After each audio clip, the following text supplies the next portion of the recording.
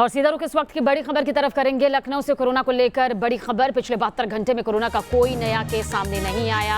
Hotspot इलाकों को seal करने पर यह कामयाबी सामने आ रही है। इस वक्त की बड़ी खबर लखनऊ से सामने आ रही है। पिछले 72 घंटे का जिक्र करें तो कोरोना का कोई नया केस सामने नहीं आया। अनिल यादव हमारे संवाददाता, ज्यादा जानकारी। अनिल, कहा जा सकता है कि कोरोना के कोहराम के बीच कम से कम ये अच्छी खबर है लखनऊ से?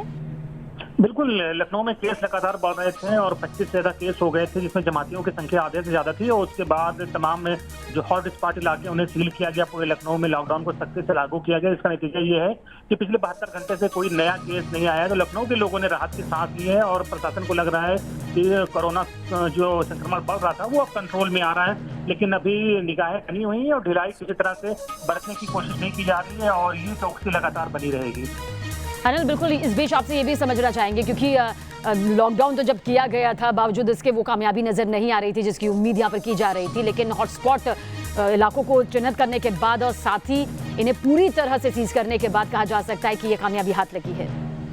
बिल्कुल, प्रशासन ने सख्ती बरती है। जमातियों की खोज हुई है, जो कोरोना संक्रमित थे उनकी धरपकड़ हुई है और उनके जो संपर्क में लोग थे उन्हें क्वारंटीन किया गया है।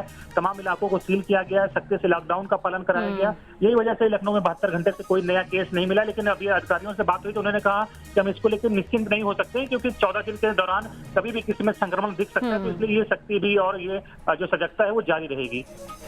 चलिए, बहुत बहुत शुक्रिया अनिल, जानकारी के लिए आपका। तुम्हारे संवाददाता अनिल हमें पूरी डिटेल के साथ बता रहे हैं कि लखनऊ में पिछले 72 घंटे से एक भी केस का सामने ना आना कम से कम कहा जा सकता है कि कोरोना के कोहराम के बीच एक ऐसी कामयाबी है जो कि राहत देती है, सुकून देती है। और ऐसे में जरूरी है वो सहयोग जिसकी उम्मीद इस वक्त देश के जन जन से की जा रही है।